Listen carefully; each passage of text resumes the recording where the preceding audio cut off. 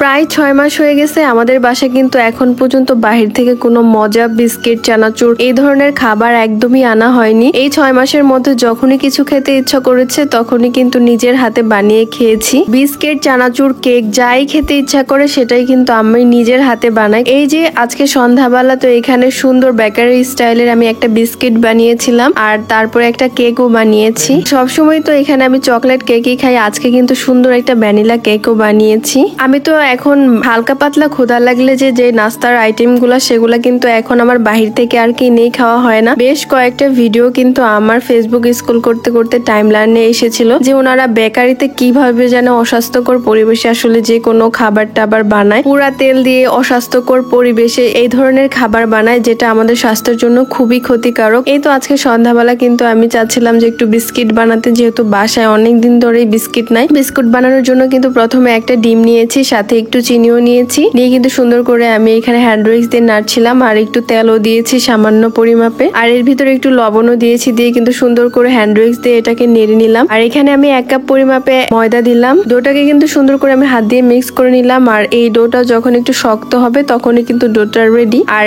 এখন আমি একটা চামচ দিয়ে কিন্তু সুন্দর করে মাপ করে নিচ্ছিলাম। এইভাবে মেপে নিলে কিন্তু প্রত্যেকটা বিস্কিটের সাইজই আসলে অ্যাকুরেট হবে। আর সুন্দর করে কিন্তু হাত দিয়ে চেপে চেপে বিস্কিটের শেপ দিচ্ছিলাম, তারপরে কিন্তু একটা চাকু দিয়ে সুন্দর করে কেটে দিচ্ছিলাম। এরকম বিস্কিট গুলো আসলে বেকারিতে অনেক সময় হচ্ছে আমি আগে খেতাম, তবে এখন যেহেতু আর বাহিরের বিস্কিট খাওয়া হয় না তার জন্য ওইভাবে আসলে বানানোর ট্রাই করছিলাম। ইনশাআল্লাহ সুন্দর মতোই কিন্তু সবগুলা বিস্কিট আমি বানিয়ে ফেলছি। ভিডিওর মাঝখানে আপনাদের সাথে একটু হেয়ার কেয়ার টিপসটাও শেয়ার করি। যেহেতু আমি অলওয়েজ টাইম হিজাব পরে থাকি, সেক্ষেত্রে কিন্তু প্রতি সপ্তাহে 2 থেকে 3 দিনের মতন হেয়ারের যত্ন নিতে হয়। যেহেতু সবসময় চুলটা বাঁধা থাকে সেক্ষেত্রে কিন্তু হেয়ারে একটু ঘেমেও যায়। আমি তো সবসময় এই হেয়ার কেয়ার প্রোডাক্টটা দিয়ে থাকি। আজকে আপনাদের ভাইয়া বলছে আমাকে একটু হেয়ার কেয়ার করে দাও। এই হেয়ার অয়েলটা দিলে কিন্তু আপনাদের চুল পড়া বন্ধ করবে, সাথে সাথে আপনার চুলটাকে অনেক বেশি লম্বা করবে, নতুন চুল গজাতে সাহায্য করবে, চুলের ড্যামেজ রিপেয়ার করবে, চুলটাকে অনেক বেশি সিল্কি করবে আর লম্বা করবে। আর এই হেয়ার প্যাকটা আর হেয়ার অয়েলটা কিন্তু বাচ্চা থেকে শুরু করে ছেলে মেয়ে উভয়ই কিন্তু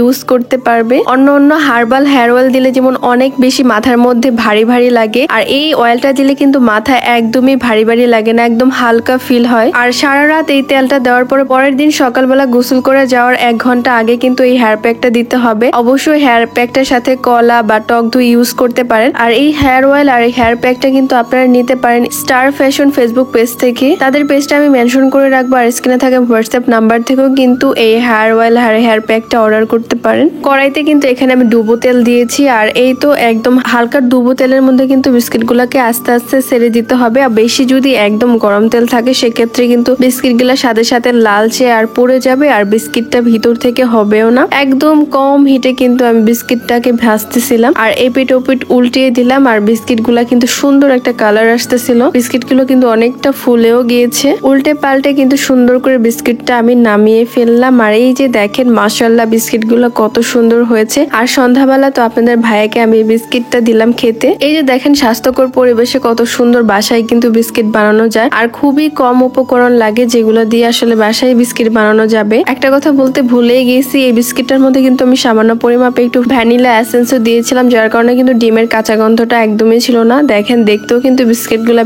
বেশ দারুণ লাগতেছিল। আর বিস্কিটটা বেশ কিছুক্ষণ নামিয়ে রেখে দিলেই কিন্তু অনেক সুন্দর ক্রিস্পি হয় আর ভিতর থেকে একদম নরম হয়ে যায়। আর এই বিস্কিট গুলা কিন্তু এরকম কাচের কন্টেনারে কিন্তু সুন্দর করে রেখে দিতে পারবেন, অনেকদিন খেতেও পারবেন। আমি তো এখন রেখে দিয়েছি, মাঝে মাঝে যখন খেতে ইচ্ছা করবো তখন কিন্তু এখান থেকে নিয়ে খেতে পারবো। বিস্কিট বানানোর পরে কিন্তু মন চাচ্ছিল একটা ভ্যানিলা কেক খেতে, তার জন্য এখানে বাসায় ভ্যানিলা কেকটা বানাচ্ছিলাম। প্রথমে 2টা ডিম নিয়েছি, তার মধ্যে নিয়ে নিলাম চিনি, আর 1 কাপ পরিমাপে হচ্ছে এখানে আমি সয়াবিন তেলও নিয়েছি, নিয়ে কিন্তু সুন্দর করে এখানে মিক্স করছিলাম। আর হ্যান্ড উইক্স দিয়ে তো আসলে সুন্দর করে মিক্স হচ্ছিল না, এর জন্য বাসায় যে ডাল ঘুটনি ছিল ওটা দিয়ে কিন্তু সুন্দর করে ফেটিয়ে নিয়েছি। আর এই তো এর মধ্যে দিয়ে দিলাম আমি এখানে ময়দার সাথে কিন্তু 1 চামচ পরিমাপে আমি বেকিং পাউডারও দিয়েছিলাম, তারপরে কিন্তু সুন্দর করে মিক্সও করে দিলাম। আর এখানে আমি সামান্য একটু গোড়া দুধও দিয়েছি। আর কেকের ব্যাটারটা কিন্তু আমার রেডি। মল্টের মধ্যে তো আগে থেকে তেল দিয়েছি, আর সুন্দর করে পেপারও কেটে দিয়েছি, আর এর মধ্যে দিয়ে দিলাম কেকের ব্যাটারটা। তো বড় একটা পাতিল নিয়েছি, এর মধ্যে একটা স্ট্রেনার দিয়ে কিন্তু কেকটা বসিয়ে দিলাম। মাত্র কেকটা হতে 20 মিনিট লাগবে, এর মধ্যে কিন্তু কেকটা হয়ে যাবে। আর দেখেন মাশাআল্লাহ 20 মিনিট পরে কিন্তু সুন্দরভাবে কেকটা হয়েও গেছে। কেকটা হওয়ার পরে কিন্তু এখানে পিস পিস করে কেকটাকে কেটে রাখছিলাম। আর কেকটা যদি ফ্রিজে রেখে কিছুক্ষণ পরে ঠান্ডা হওয়ার পরে খাই কেকটা কিন্তু অনেক বেশি মজা লাগে। আর এইভাবে আসলে আমি প্রায় টাইমে কেক বানিয়ে খাই। আর এই ছিল আজকের ভিডিও। সবাই অনেক বেশি ভালো থাকবেন। আল্লাহ হাফেজ।